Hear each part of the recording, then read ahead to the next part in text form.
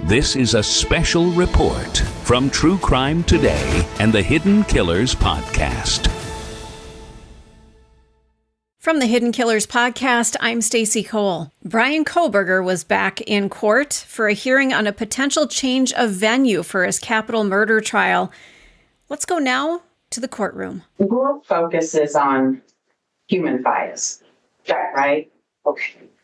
And you talked to us about media exposure and how that forms bias. Are bias and forming an opinion, you're willing to say different things? Bias can come from lots of things, one of which is an opinion that was formed, and then bias can shape another opinion that gets formed, if that answers your question. It does. Thank you. You talked to us a little bit earlier about how that bias gets formed, and then you told us sometimes we won't be able to spit out our entire bias or what we looked at to form bias. Is there a danger in a case like this, where there's been a lot of media coverage, that somehow we seat a jury, but they start remembering things they read in the paper and trying to make the evidence fit into that filter? Oh, yeah, of course. So Dr. Edelman's report, I remember, said that people didn't list everything that they recalled, but when they were prompted to ask about to indicate whether they remembered specific things, then they remembered a whole bunch of things. And the same thing would happen during a trial, right? Those retrieval cues, anything that reminds you of something. So our minds have kind of an association network. All of our memories are sort of connected in some way. You could just mention the word white, and maybe I think of snow.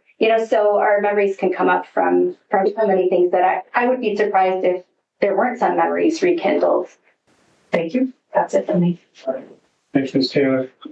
Any more questions? No, thank you, Your Honor. Okay. Thank you. May this witness be excused? She makes. All right. And no objection to that. No, all right. you're okay. Thank you. You're free to stay. You're free to stay or leave. All right. Thank you very much. That was very interesting. Oh, thank you. Okay, next witness. Next witness is Dr. Brian Edelman. Okay. Dr. Edelman.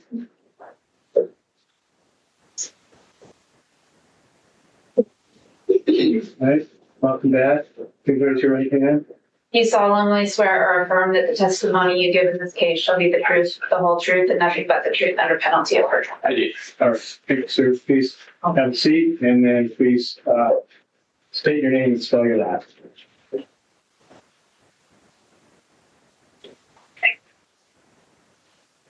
going to speak slow today, I promise. It's Brian Edelman, Edelman. Sir, go ahead. Stand up. Thank you. Good morning. Good morning. Dr. Edelman, I see that you brought some things to council table with you. I did. What do you have? It's just a copy of my presentation. Your PowerPoint presentation? Yeah. Okay. And is that face down? Perfect. Will you let me know if you need to flip it over to refresh your memory? I can tell you the second you start, I won't be able to see anything, so never need it. Okay. Your Honor and counsel, then I'll ask if he can leave his PowerPoint presentation face up so he can help us understand this testimony. No objection to that. Okay. Thank you. Go ahead. All right. Let's start with your background. Going back how far? When we try with Well, let's start with what you do right now and then work backwards and forwards. How about that? Okay. I'm a trial consultant. So in that capacity, I'm often in a courtroom doing jury selections and assisting with that, running juror questionnaires, helping attorneys craft the rule of voir dire questions. And I also do pretrial research. So that's focus groups and mock trials. And then I also do post-trial interviews. And do a lot of presentations and writing in terms of trying to educate or help the legal community. And then I also serve as an expert witness in this capacity. And in that scenario, I'm often focusing on pretrial publicity, the impact of pretrial publicity, and whether or not a defendant's due process rights may have been undermined by media coverage. And I also do post-conviction work, which kind of ties into that. where I might be brought in to look at a case to see if there was a lot of media coverage and whether or not there should have been a change of venue or a request for a change of venue, and looking at the adequacy of voir dire to uncover what jurors knew. So that's kind of reviewing the voir dire transcripts and use of challenges, that sort of thing. How long have you been doing that work? That part? Since I think the first one, maybe like 2011, 2012, something like that. Where do you do that work? What company? So all over the place. So all over the country in state and federal cases in Florida, Michigan, Washington, DC, Idaho, California, Texas, New York, a bunch of others. So quite a bit. How were you educated to do the work then? So I have a background in social psychology, so a PhD in social psychology from the University of Nevada, Reno, which is a program that really focused on psychology and law. That's where the Judicial College is, and something called the Grant Sawyer Center for Justice Studies. Am I going slow, or I do it better? Okay. And while there, I worked at the Grant Sawyer Center for Justice Studies as well, and did research on the death penalty, so on pretrial release programs, and the impact of media coverage, so kind of similar to this. And when I finished that, I went to England and got an LLM in international humanitarian law, and then came back here and started working at a trial consulting firm. I think I started in 2000, I want to say 2004. That sounds about right. 2000, I think. And then started my own or co-founded Trial Innovations, where I am now, with a business partner in 2011. Do you do any teaching about your Teaching? So I do like CLE classes and things like that for bar associations. I've done it for public defenders, for district attorneys' offices. I've been like a visiting lecturer at like different law schools, at the ASTC, which is the American Society of Trial Consultants. Did classes on like trial consulting and change of venue.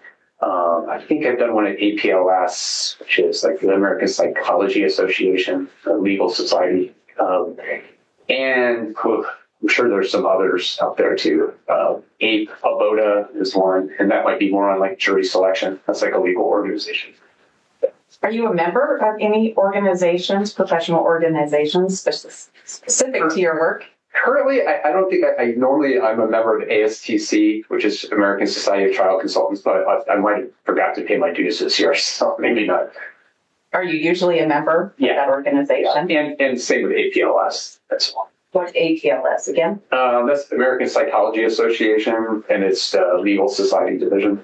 And then I also do for like the ASTC, I've been on like a committee that helps write some of the professional guidelines, particularly around change of venue. And I understand you do consultant work. Do you testify as an expert? Yes. What states? Roughly? What states? Roughly? Okay. Kind of the ones I mentioned earlier. I'm sure there's more. So Florida, Michigan, California, Washington State, Washington, D.C., Texas, Idaho. Wish I had a map in front of me right now. Tennessee, Georgia, Minnesota, and I'm sure there's others, but it's been a long time, so I've done a bunch of them. I probably have done over 100 that I've been retained on in some capacity related to pretrial publicity in both state and federal cases. I heard you mention Idaho. You've testified as an expert in Idaho, is that right? I have. How about in this case? Have you testified before in this case? In this case, yes. I did. All right. Yes. Last time we were here, we were talking about a survey that was in progress. Yes. So have you now completed your survey? Yes. So I completed the survey in Latah County and then conducted several comparison surveys after that hearing in Ada County, Bannock County, and Canyon County. Before we get to all of those, I'm going to start a PowerPoint presentation that you've provided for us today, so you can walk me through the process of what you do and how that works. Give me just one moment. Sure. I'm going to flip this over then. Thank you for that, for the patience. I think we have it now. Will you give us a present or an overview of what we're going to talk about today? Yes. So the presentation is broken down into three parts. So the first part is just kind of a cursory review of some of the social science research, some of the basic general research, foundational research, and then research specific to pretrial publicity and juror decision making. And then to get into the actual change of venue analysis, which focuses on the media coverage, so the extent and nature of the coverage, and in addition to whether or not that coverage has had any impact on the jury pool. So that really gets into the survey. And the last part gets into the unique challenges that cases like this pose when we talk about jury selection. So is what you're an effective remedy in cases like this, when there's been a lot of media coverage and people have a lot of knowledge about the case. I heard you say cases like this. What do you mean? Sorry, when I say what? Cases like this. Oh, cases that have a lot of media coverage. So in a normal case, like a car accident or something like that, people come in, they might have general attitudes about drinking and driving, but they don't have case-specific attitudes about this person that are well-developed from information I know about the evidence and the person and so on. When you have a case like this, people come into the courtroom with case-specific attitudes that are well-developed and based on, it could be emotional information, it could be evidence that they already have read, seen, or heard. So they have very well-developed attitudes.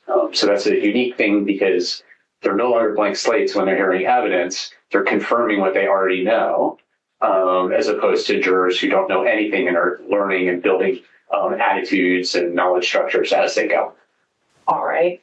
Let's go to the background of why we do this, why this matters. Yeah, so there's decades of research in general documenting the impact of pretrial publicity on decision making, and it kind of falls into two areas. So there's what we call field research, which is kind of similar to like a change of venue survey. So people are exposed to pretrial publicity in a naturally occurring setting. I read a newspaper, I watch it on the news or on the news when I'm cooking dinner, whatever it may be. And so we see natural exposure and we're able to assess the impact of that coverage on pretrial opinions. But there's some limitations to that. We can't really learn how pretrial publicity impacts decisions, and we can't really learn the types of pretrial publicity that are most impactful, and whether or not remedial measures like an admonition or voir dire mitigate the impact it has. That's where experimental research comes in, because it's a controlled setting and we can test things like what types of pretrial publicity are most prejudicial, how does pretrial publicity impact decisions, and things like do remedies work and so on. Do you have an example to help me understand maybe the difference starting with field research? Sure. So the one we're looking at here is one of the earlier pieces that was published. And it looked at 3 cases that were high-profile cases in California. One involved the murder of 2 police officers. I think it was in Latah County. And then the murder of a dental hygienist from a prominent family. So it was the status of the victim was important in that.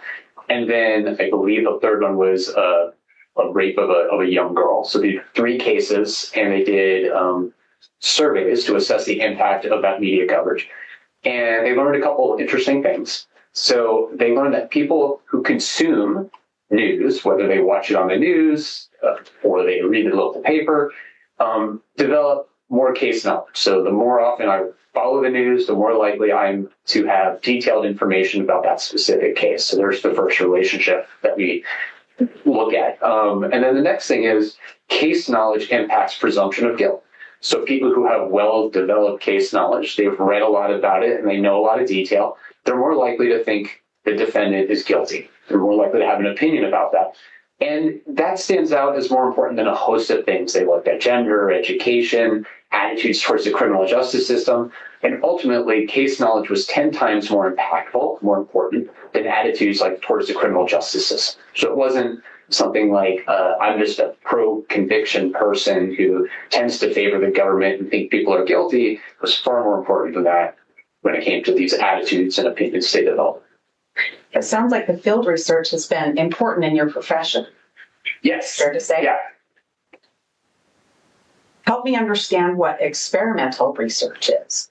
Yeah, so these are more, again, traditional studies where we are able to control. We can look to see, maybe we're testing to see what types of pretrial publicity are most impactful. Maybe we want to know if voir dire is an effective remedy at mitigating the influence or impact. An interesting study someone recently did was looking at the set-aside question. And they were looking to see if you did something like normally what happens to jurors on the spot. It's just like, what do you know about the case? And it's kind of like on the spot, I need to think about it and try to recall everything from memory and spout it out right there. So the remedy was, what if the person was given time to write down everything they know and think about it, and think, can they really be fair, and then come back to them and then ask them again. So they were looking at that as a remedy. So that would be an example of an experiment.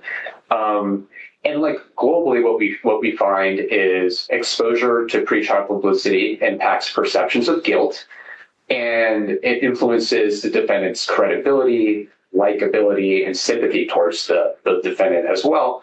And overall, most of the research shows that judicial remedies are not effective. We talk about admonitions, so like the judge telling the jurors are not allowed to consider media coverage; they have to set that aside. Voir dire, kind of like I was mentioning before, those don't mitigate the impact of media coverage. Delay is another one. Sometimes there's a long delay between when someone reads the coverage and when they come and do the experiment to see if that mitigates the impact. So overall, those are the key findings and takeaways from the experimental research. All right. You have a slide in here called, I'm not going to say this word correctly, Potower and Singer. What's this about? How is this important? So this is, again, just an example of some of the research. So in this study, the researchers recruited people who had been excused for jury duty, so they were at the courthouse, and they were put into two different conditions. So in one condition, the experimental condition, they read an article, and that article contained information about the defendant. It was a criminal record. And it also included a retracted confession. So they were looking at something that was inadmissible. It wasn't going to come in, I believe, in the story. And the control group read the same article absent those two pieces. Didn't mention anything about the criminal past, criminal record, or the retracted confession. And what they found, if you go to the next slide, is that there was a significant effect. So those participants who were in the experimental condition, the ones who had been exposed to the background, the criminal background information and the retracted confession were much more likely, I can tell I'm talking too fast, were much more likely to convict and perceive the defendant as guilty compared to the control group. So that was a significant effect. That seems like a pretty high percentage. This is an experiment with two otherwise equal groups of people, some exposed to negative publicity and some not, and almost 30% of the people in that experimental group would have voted to convict just based on that difference alone. So 28 percentage points higher. And again, it's a controlled study, so they're controlling for everything. So the only variable really that should be that's impacting is the fact that one group heard this negative prejudicial information, the other one didn't. Seems like a high. What's that? That seems like a high amount. Well, it's a significant finding. It's statistically significant. All right. Let's talk about pretrial publicity. Okay.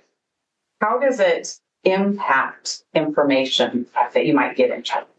Yeah, so we already heard about this a bit in terms of this selective process for filtering information.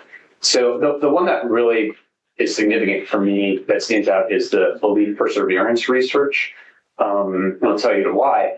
And like it was mentioned, so a common study would be someone would read an essay. For example, there might be an article about why risk-taking makes you a good firefighter, and people who are cautious that's not a good characteristic. And then someone else might read the exact opposite, where implying that cautious people are better firefighters than risk takers. And then they're asked to write an essay. And whichever one they read, they're more likely to write to support or write an essay that's consistent with what they read. And then later, when they're confronted with information that disconfirms whatever they had read and written, they're resistant to change. So we see that in our everyday lives quite a bit. And the thing that really is significant to think about is jurors who come in as a blank slate in a normal case, who haven't been exposed to media coverage, have no opinions or attitudes that are specific about the defendant, about the evidence, about guilt. And they're just processing evidence in a controlled setting through direct examination and cross-examination. The rules of evidence apply. So they're learning and they're developing opinions. They're considering the evidence for the first time. That's the ideal situation. In a high-profile case where jurors have been exposed to a lot of coverage and they end up serving, they already have well-developed attitudes about the defendant, and so opinions of the defendant. They have well-developed attitudes about guilt, for example. And they have case knowledge that they've already been exposed to, not in a controlled setting. So maybe it's information in this case about cell tower data, or information about a vehicle being seen on video, or what the results of DNA tests are. And it's not under a controlled setting of direct examination and cross-examination, another expert from the defense side where they weigh all that. It's in the context of a news story. There's editorial, there's public personalities, it's Nancy Grace, there's all this sensationalism around it. So they're being exposed to all that, but they're also getting the information, the evidence within that context that they're going to hear at trial. So when they hear that information, it's not new, and they're not considering it and weighing it as a blank slate. What they're doing is just activating the beliefs and the knowledge structures they have, and it's just confirming what they already know. So one side is just giving you the information I already have, which strengthens it, and it makes that information more accessible in memory and so on. And then the other side is giving information that is attempting to disconfirm what I already know and believe, and it's scrutinized in a very different way. They're much more likely to reject it. They're much less likely to attend it, to store it in long-term memory, and it's really shifting the burden. So now the burden, whether intentional or not, is shifted on the defendant to change that juror's mind. And that's what we see when we talk about a filter, like our knowledge is, our impressions serve as a filter for processing new information. So it's really important to think about putting yourself in the shoes of the juror and what the task is and what that's like when you already have all this information compared to a jury who doesn't have any of that information. Sounds like a tough road that can be created by a lot of media exposure. Can be. Can you tell us about any studies you know about how evidence might be evaluated? Yeah, so this is just an example again. So in this particular piece, the researchers were looking at something called pre-decisional distortion. It's kind of like disconfirmation bias. So people were exposed to negative pretrial publicity or positive pretrial publicity about the defendant. And then there was delay. So I think it was like 5 days or something like that. And they watched a murder trial where a husband was accused of murdering his wife. And it was intentionally balanced. So it was kind of like a 50-50 split of guilty, not guilty. And what they found was that at each point in time, they would stop and do a case evaluation and assessment. And people hold the evidence to be consistent or supportive of whichever leader they had. So if they had started the case where they were supporting, they had been exposed to negative pretrial publicity, they would be supporting conviction, let's say the prosecution. So they didn't look at that evidence just for the probative value, but it anchored closer to it supports conviction. It's consistent with the belief I already have. And it was consistent like that throughout the entire study. Versus those who maybe had seen neutral pretrial publicity, you didn't see that. So people are more likely to consider the evidence primarily for the probative value. How about when you've had a lot of pretrial coverage and then you have a lengthy trial?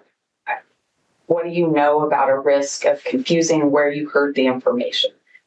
By that I mean bringing in something that you heard a long time ago that didn't have the trial. Right. And think about it based on what you were saying. These studies we're talking about an effect that was discovered with maybe 1 or 2 articles, and it still had an impact.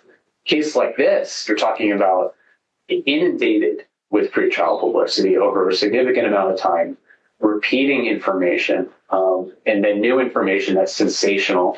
And so it's constantly reactivating those memories and making those knowledge structures more accessible both consciously and unconsciously. So those attitudes are even stronger. So you would expect to see an effect like this to be even more robust in a trial setting over the course of weeks, months, or whatever it is. All right, let's talk about surveys and what you do. Sure. Tell me what you do when you want to do a survey. What do I do? Yeah. Well, so there's two different phases. So I don't start with I'm going to do a survey. So when I'm first asked to look at this, the first thing I do is collect a newspaper coverage. And I try to take a conservative approach. So I take the papers that have significant circulation in the county, that are based in the county. So I'm not looking, for example, at a paper in Spokane or in Ada County. I'm just looking at the ones here. And I read that coverage and I make an assessment if there's extensive coverage and potentially prejudicial coverage. So what is the nature of the coverage? Does it include inadmissible content? Does it include a lot of detail about test results like DNA results and things like that? So conviction-prone evidence. Does it have presumption of guilt or guilt-oriented detail? For example, public officials making statements about a defendant's guilt, victim families talking about that, things like that. Emotional pretrial publicity, because we know from the research the most prejudicial types of media coverage is emotional pretrial publicity, inadmissible content, and information about the defendant's character. So those are three big ones. So really looking at that. In every case is different. So in some cases, it's all about the community impact, and there's candlelight vigils and memorials, and it just shocked the community. In bigger places, you don't see that as much, so it might be something very different. So it's always dependent on the case. If there is not a lot of coverage or it's very neutral and basic, I wouldn't recommend doing anything else. So it would just stop there. If it's extensive coverage or sensational coverage or something like that, we would move to this next step, which is doing a phone survey in the venue. Sometimes we do a comparison survey, sometimes we don't. Yeah. All right. I think you told me a little bit about the analysis of the coverage, but will you again tell me what you're looking for specific to a county before you decide to do a survey? I'm sure the main thing I'm looking for when you're deciding whether or not to do a survey. It really depends on the case, right? So every case is different. There's no I'm looking for X and is there or not. Every case is unique. Every case has sometimes an example would be maybe this case went to trial 5 years ago and there was a conviction and then the conviction was thrown out. So really the unique thing there is exposure or knowledge that this person's been convicted is highly prejudicial. Sometimes there's a confession, and we know from the research in the Supreme Court that confessions are considered one of the most prejudicial things that could be out there in terms of media coverage. That when we talk about change of venue, so maybe that's a factor. It always just depends on the case. And do you look at the coverage to the local area you're talking about? Yes. What did you find for Latah County as far as coverage? So just looking at the Moscow Pullman Daily News and the Idaho Argonaut, I found 240 articles going from 2022 to 2024, stopping in June. So I don't know what's been published since in terms of collecting the coverage. So that's the extent of the coverage in those two papers. I believe I also provided the Lewiston Daily, I think it is, or the Tribune, is that right?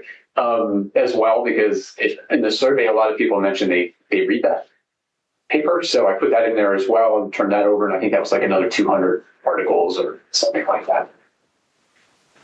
Do you know the total number of newspaper articles you collected from those three papers between the dates of November 13th, 2022 and June? Yeah, so approximately 441. Now, you've provided this chart, and you have Mr. Kohberger's name highlighted at the bottom of this. Yeah. What's significant about this chart that you've presented? So one of the tricky things is always what is a lot of coverage. So there's no decision that I'm aware of where it says if you have X number of articles, that's considered sufficient for a change of venue. So what I did was I pulled cases where the population or the county where the case was initially venued were between 27,500 and 62,000. And I did that because we fall somewhere in there. We're at like 32,500, I believe, 18 or over here. So just trying to look for a range of cases to get a decent sample size and look to see how many articles were published in those cases and what the median was. So it's not impacted by extremes. And what I found was these 16 cases that fall within that range, and the median number of articles in those 16 cases was 85. And in those 16, there were 12 change of venues granted in that case. And if you look at those which had more than 80 articles, should be 85 median, it's 78%. And Kohberger would fall at the bottom right now because he's at 444. And I think, is it Daybell would have been, I think there was approximately 200 and change in that one.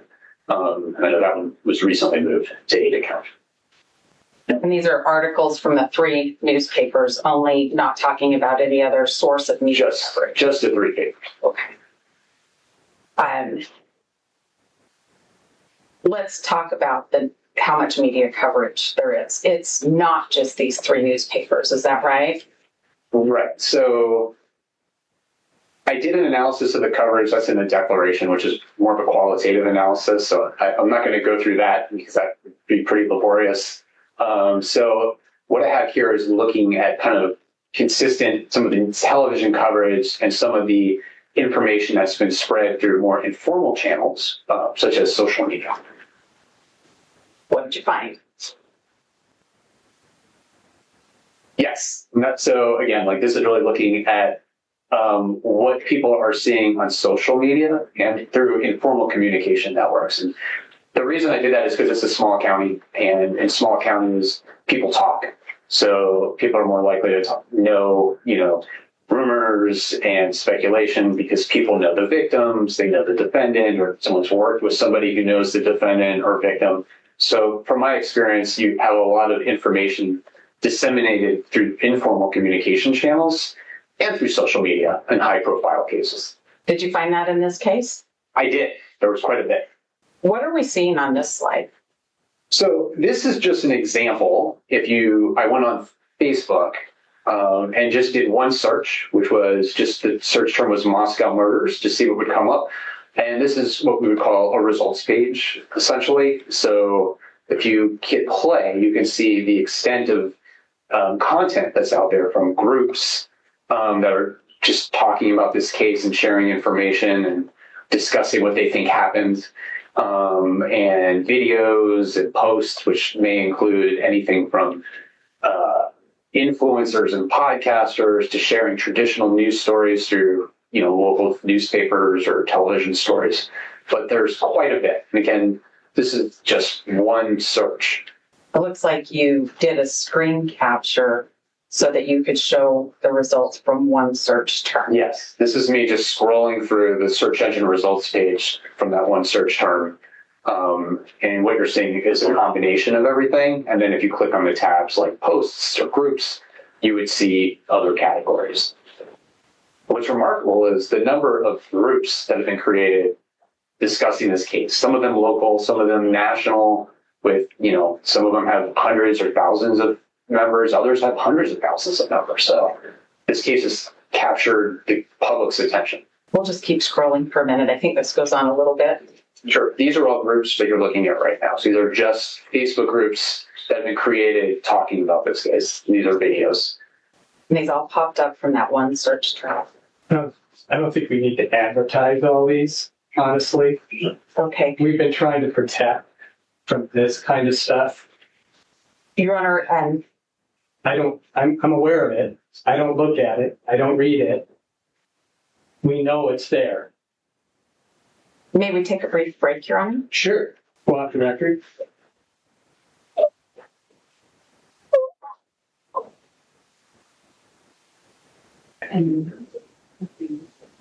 Delay. All right. Let's get back on the record. Thank you. We're back on the record. This is State versus Kohberger, case number CR 29222805. Counsel are in the courtroom, and as does Mr. Kohberger. We had a certain break here so that we could discuss about what we want to send out to the public. But we also have to make a record on that. So what we're going to do is we're going to take a break. We're going to make sure that we have the families of the victims can observe if they want to on Zoom. Some are here. And we're going to come back at 1:30. Did I say that right, Ms. Taylor? Yes, You Your can Honor. correct me if you need to. Yes, and I believe that the court will not be live streaming about the first 15 minutes after our lunch recess, and then live stream will pick back up. Yes. Do I understand that? But the courtroom is otherwise open? Yes. Got it. Thank you. Yes. So it's kind of a compromise, but we thought that there were certain things that maybe we don't want to send out to the public. So I don't necessarily know what it all is, but I need to look at it and see it for on the record. So that's how we're setting this up. Okay, Mr. Thompson, anything else on that or corrections? No, Your Honor, we appreciate the court's concern. We have the same concerns, and I think this is a reasonable way to proceed. We'll reach out to all the families. Great, thank you.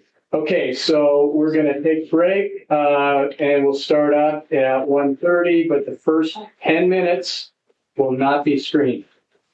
All right, thank you. This